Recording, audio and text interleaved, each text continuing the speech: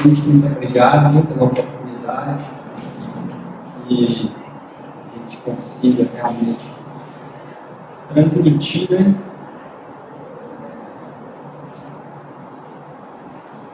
com responsabilidade essa mensagem. A gente vive num mundo praticamente bem atormentado, né, um mundo de prova e expiação que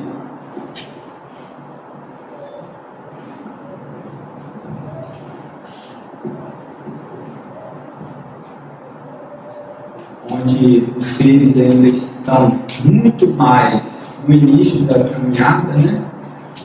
Como bem nos elucida, né? O livro do Evangelho segundo o Espiritismo. Então, a gente está muito mais no início da caminhada, né? Praticamente muito mais próximo do mundo, de seres ainda do mundo primitivo, né? Então, a gente emite muita energia negativa. A psicosfera do nosso planeta realmente ela é complicada. Então, não é à toa que a gente vive às vezes uma vibração baixa, porque a todo momento a gente é bombardeado por energias deletérias, energias que nos colocam para baixo, energias de tristeza, que realmente nos enfraquecem, e dessa forma o ser ele perde o rumo, né? Porque quando a gente está em meio à tempestade, a gente precisa do norte. Quando a gente está no meio da tempestade, a gente precisa realmente ter uma postura de quem está no meio do tormento, né? Saber os movimentos certos para poder fazer, para não perder tempo e tal. E o que acontece geralmente é que a gente perde, a maioria de nós perde, né?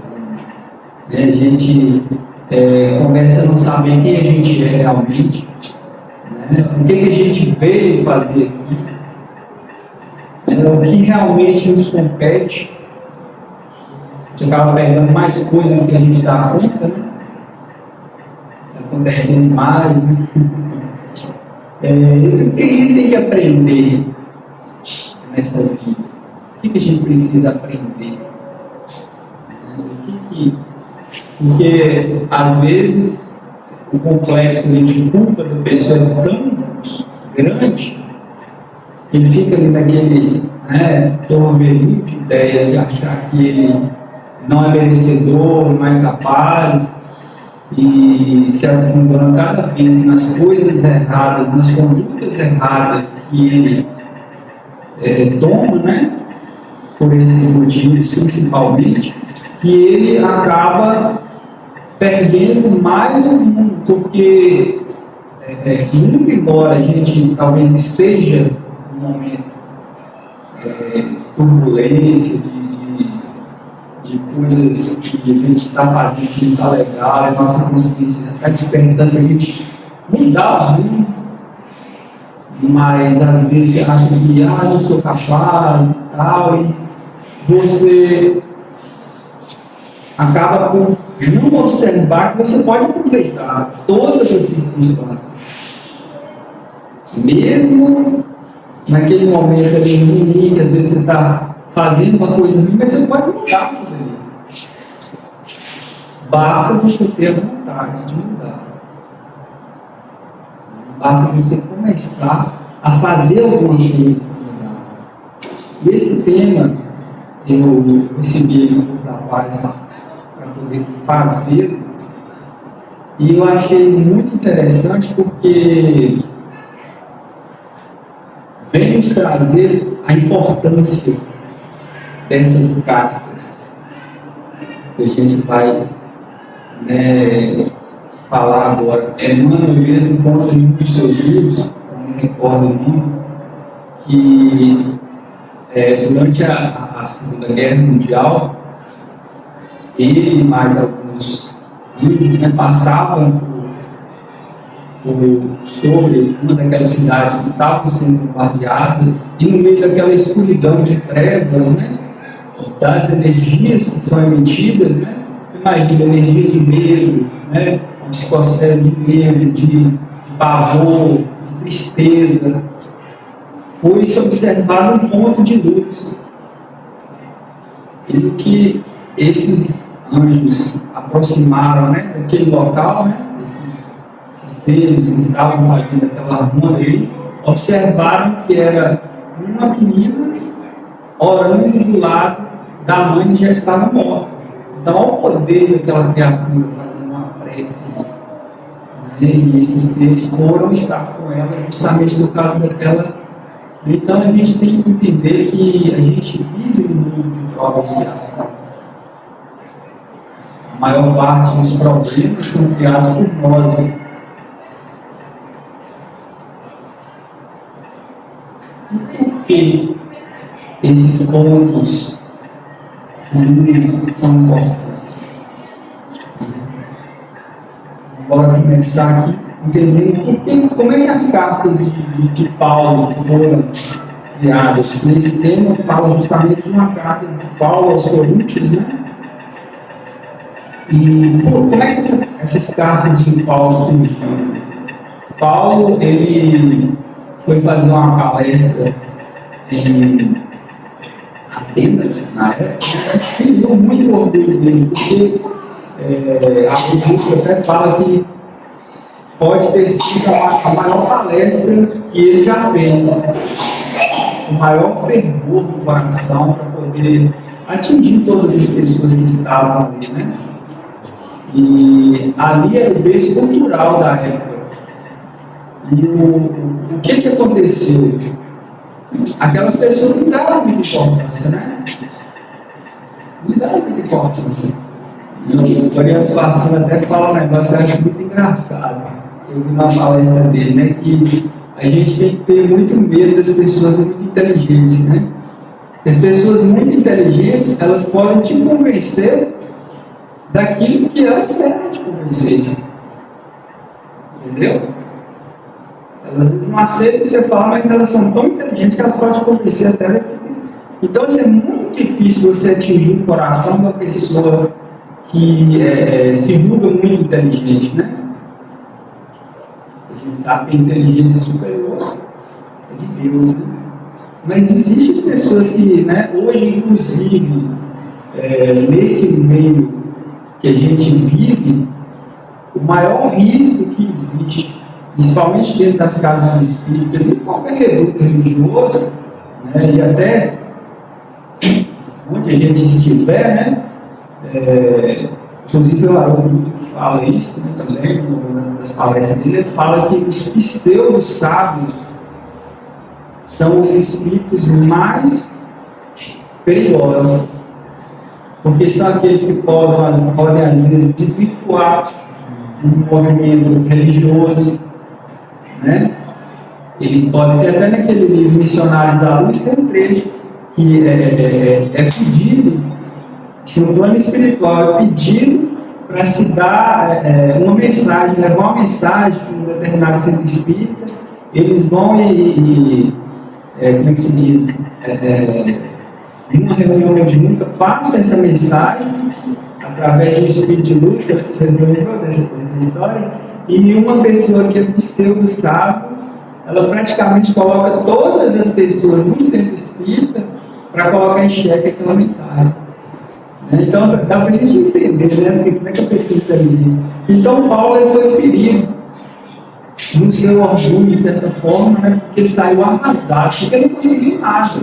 Ele não conseguiu instituir uma igreja naquele local. Ele ficou muito triste, volta para Corinto e depois os membros ali daquele movimento que estava acontecendo de divulgação do Evangelho, né? Falam para ele que está tendo um problema com essas igrejas que ele fundou, né, na cidade, estava tendo muitos problemas e tal, e Paulo acaba seguindo para essas igrejas, e os problemas eram tantos. A gente sabe, né? A gente que está no movimento espírita, a gente vê todo lugar que tem movimento de pessoas cria problemas. E é normal, né? o escritor fala que é necessário existir esse problema. Não pode existir brigas, né? A gente tem que conseguir a resolução desses problemas de forma amigável, que serve inclusive para o crescimento daquelas pessoas que estão reunidas ali, né? Então, os problemas eram tantos que ele começou a perder a postura. E ele vai e ora e pede a Jesus para poder aumentá-lo. E para quem não sabe, né, nesse livro relata justamente a segunda vez, que eu falo assim, a segunda vez que Jesus aparece para Paulo e orienta ele o que ele deveria fazer. Ele fala para Paulo que ele deveria colocar, né, o Espírito Santo na comunicação. Ele fala, mas como? Eles falam, escreve para ele. E aí surgem as cartas, por isso ele começa a escrever, direcionar essas cartas. E nessa carta, ele vem falar aqui, porque já é manifesto que sois a carta de Cristo, ministrada por nós, e escrita, não com tinta, mas com o Espírito de Deus vivo, não em tábuas de pedra, mas nas tábuas de carne do coração. É comum a gente ver, né, em toda a história, principalmente os professores que estão aqui melhor que eu, que a maioria dos escritores famosos, né, as várias dissertações filosóficas, né, a maioria desses escritores, os grandes escritores, deixam algum, como é que se diz, um legado escrito, né? Normal isso aí, né? E por que Jesus não deixou nada escrito? Jesus não escreveu nada. Jesus, ele não escreveu nem uma palavra. E no livro Boa Nova, nas primeiras pregações, Jesus, ele estava vindo no deserto, né? Ele para em Jerusalém, e aquela figura das pessoas de Nazaré, que era o tipo de pessoas que eram mais do meio rural, elas já eram, de certa forma, vistas como pessoas assim, mais atrasadas, já tinha certo preconceito do pessoal de Jerusalém, né? É como se fosse um centro urbano maior, vendo pessoas ali mais do meio rural, né? Então, o que acontece? Os sacerdotes estavam passando por ali, viu aquela figura ali, daquele jovem, parado na frente do templo, então eles começam justamente o juiz que depois, que era o gêmeo de Caifás, né? Que é o Rabi, ele vai e começa a interrogar Jesus. O que ele estava fazendo ali, né? E ele vai com respostas fantásticas, né? Isso que quem quiser acompanhar, Humberto de Campos, ele vai e relata ali que Jesus, então, ele dá respostas assim, magistrais, né, ao Maná, que servem muito para a gente. E ele fala que ele estava ali para instaurar o reino de Deus no coração dos homens. Então, a gente vem entender por que Jesus não escreveu. Ao invés de colocar tudo no papel, né, colocar tudo ali no manuscrito para poder passar para as pessoas, e vale ressaltar aqui, como o João Evangelista fala nos seus textos, né, que nem todos os livros do mundo seriam capazes de relatar toda a beleza do Evangelho de Jesus. A gente está aqui com esse material escrito e a gente não tem nem a dimensão ainda de tudo que está aqui. Tinha o pessoal lá de Minas, né? Tanto que o Barão Dutra, o Parque Valadares também são muito discípulos desse pessoal de um estudo que foi criado em Belo Horizonte, no seu Honório, né? E lá em Teoflotone, que é o centro espírita que eu frequentava, tinha muitas pessoas que também participavam disso, que chamavam miudinho. Era um estudo minucioso do Evangelho, né? E tinha uma outra lá chamada Sigrid, e ela dava esse estudo lá pra gente. Eu lembro que teve uma vez que num trecho do Evangelho a gente ficou praticamente uns 6 meses, apenas uma tarde no Evangelho, para a gente entender a grandiosidade que é o Evangelho. Por isso que a gente está 2.000 anos aqui pelejando e a gente talvez não conseguiu absorver nem um pouquinho dele. Então, por isso que Deus, Jesus, né? Que na verdade é a carta viva direcionada, né? De Deus direcionada para nós, a primeira carta, né? Ele preferiu gravar isso nos corações daqueles discípulos. E a partir dos discípulos, e não só Jesus, como também, né, outros espíritos que vieram com essas missões, que também foram cartas, né? Muito elevadas, sólidas, nada espírito, né? Buda, também nada espírito, e vários outros. Então a gente tem que entender que, primeiramente, a gente precisa ter esse contato interno no nosso coração. E às vezes eu estava pensando que a maior dificuldade e o maior fracasso que a gente tem, às vezes, principalmente, né, quando a gente volta para lá, né, é justamente a gente não ter conseguido traduzir tudo aquilo que a gente absorveu, né? Porque na maioria das vezes a gente se põe tudo de conhecimento doutrinário, mas não põe nada em prática. Quantas vezes a gente vê no movimento, não só espírita, né, mas e outros religiosos também, né? As pessoas escolhendo trabalho, que quer participar de um trabalho que é melhor do que o outro. E uma palestra muito interessante ele falar que parece que ele não é se dizer que fala isso, que o melhor trabalho é aquele que te faz modificar interiormente. É o melhor trabalho para você. André Luiz não precisou varrer lá o local de atendimento do pessoal para ele entender realmente o que ele era, o que ele estava fazendo, qual que era o papel dele. Então, às vezes a gente quer, esse trabalho é melhor do que o outro. Eu gostei demais de vir aqui para essa casa, que eu fiz coisas aqui que eu nem imaginava que poderia fazer. E foi muito gostoso esse movimento, pintar parede, pintar janela, foi muito divertido. E não se lutam, porque serviu para o nosso crescimento, serviu para o nosso aprendizado. E a gente vai levar, ninguém sabe para onde, né? Talvez para aquilo, né?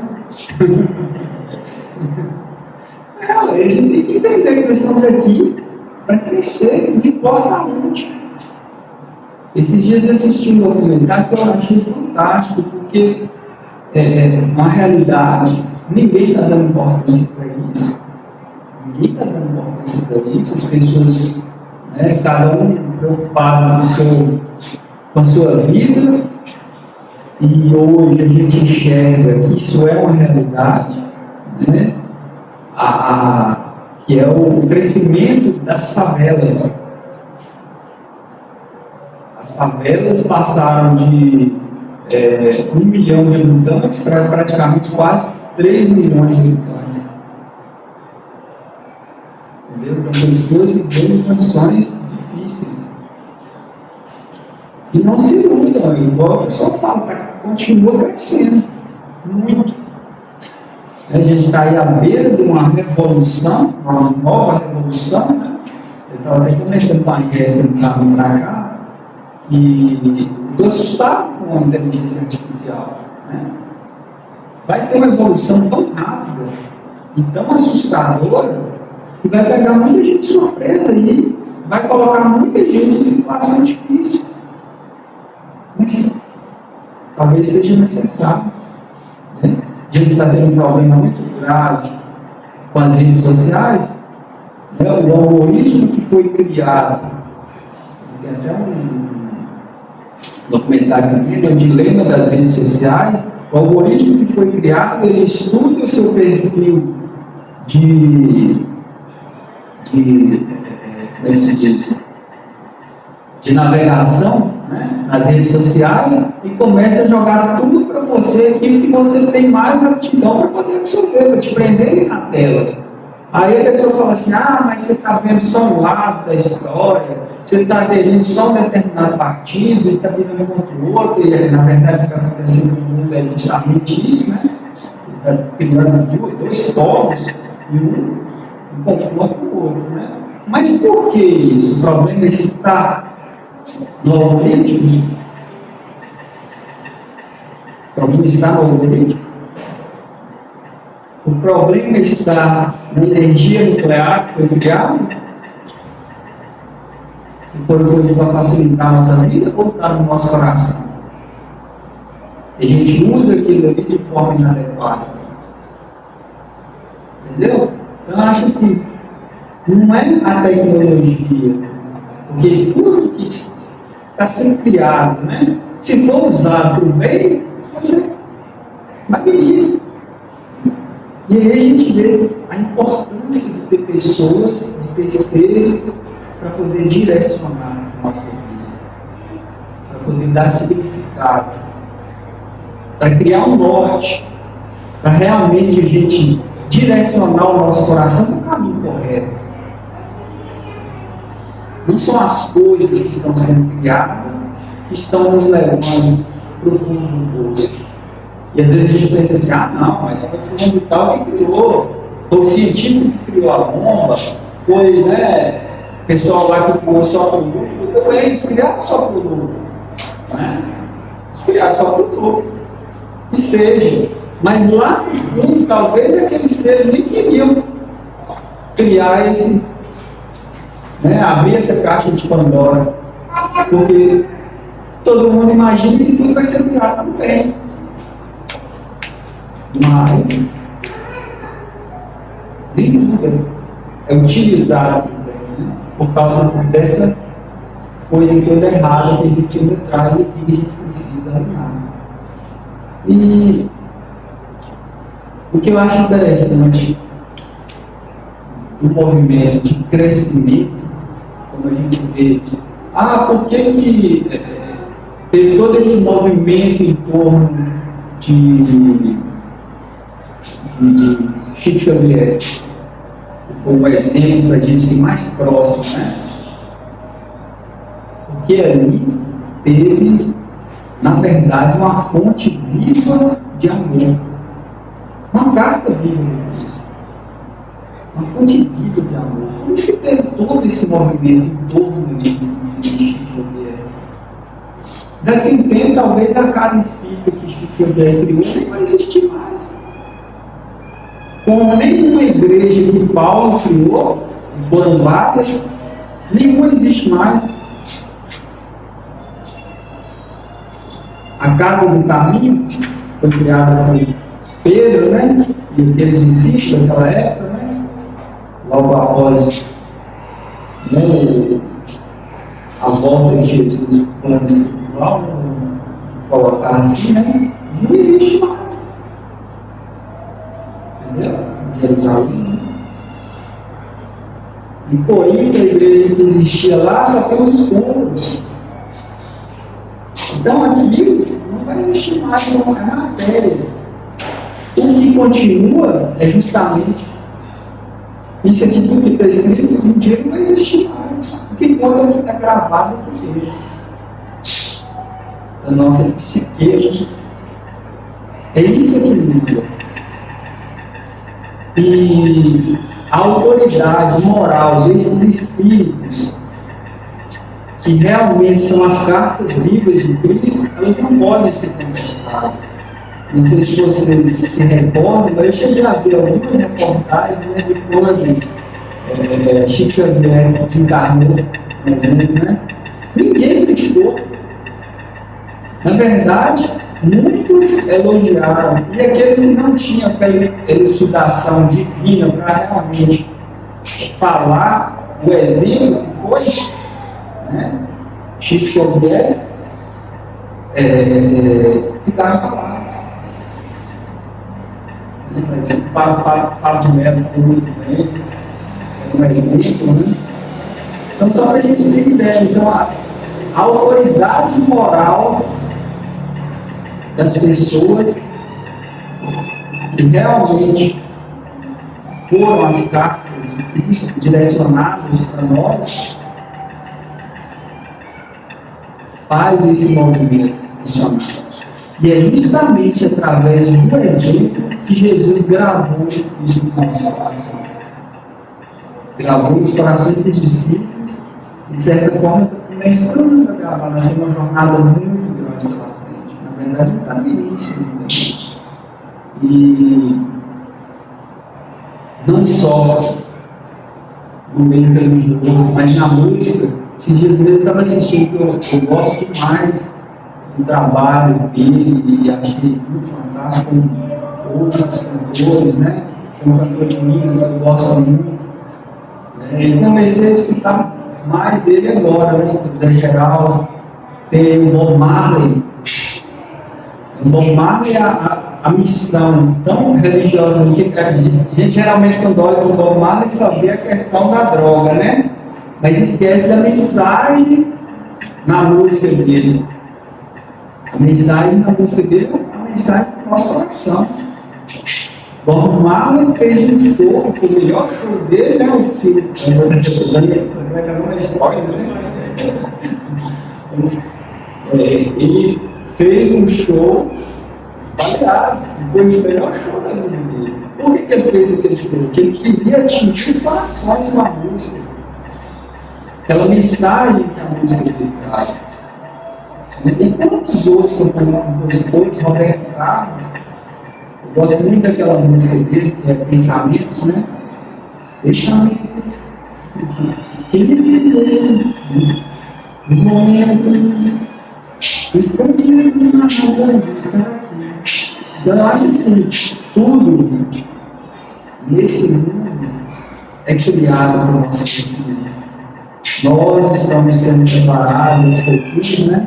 Para realmente fazer um trabalho que a gente nem imagina.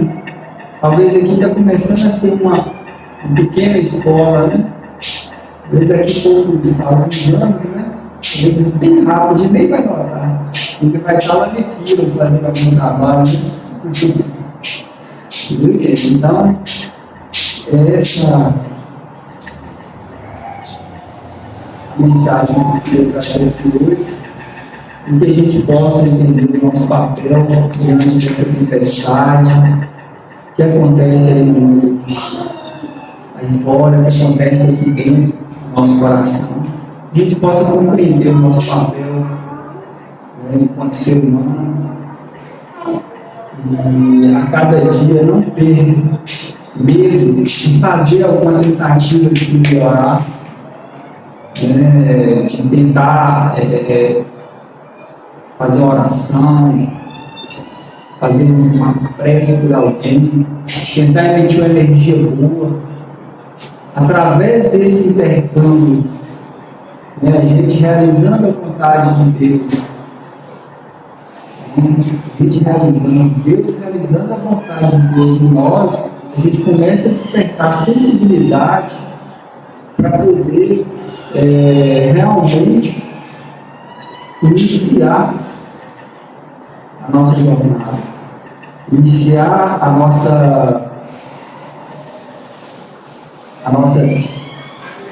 nosso caminho realmente, né? Digerir toda essa informação que vem no nosso coração, para poder despertar o amor em nós. Primeiro a gente cuida da gente, né? Lógico. Não é egoísmo. A gente precisa estar firme para a gente poder cuidar do outro. Nesse momento assim, de turbulência, a gente tem que entender que a gente precisa nutrir a nossa alma. A gente precisa trabalhar que nós, primeiro, depois trabalhar em prol do outro. Não precisa estar firme, não precisa fazer uma prece, precisa de tentar fazer o máximo, principalmente dentro de casa. Para todos, às vezes eu não faço lavar vazio. A Maria William manda, eu faço. Eu faço assim de coração. Tento fazer o máximo que eu posso. Né? Mas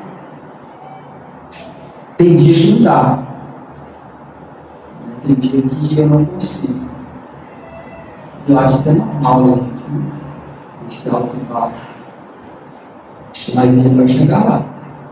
Um dia a gente vai poder ser chamado, né, a sério, e falar assim: sua missão é ir ali, e você vai ser um diferencial ali. Você está preparado? Você está preparado para realmente ser uma carta, né, direcionada àquela comunidade. A gente precisa entender toda a nossa formação.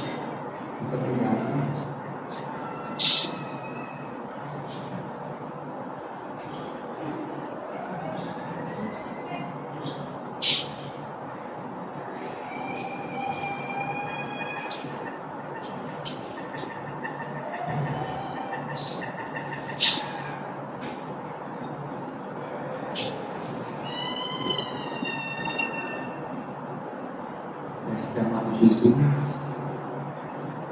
para os amigos espirituais, de todos dessa casa de amor, encha os nossos corações de esperança, para que possamos, através das nossas quedas, através das nossas vitórias, fazer com que consigamos enxergar mais além. Consigamos enxergar que os resultados da nossa jornada um dia chegarão. Que poderemos realmente ter paz em nossos corações. E realmente poderemos ter amor e sentir o amor divino. Esteja conosco e hoje agora sempre, sempre junto.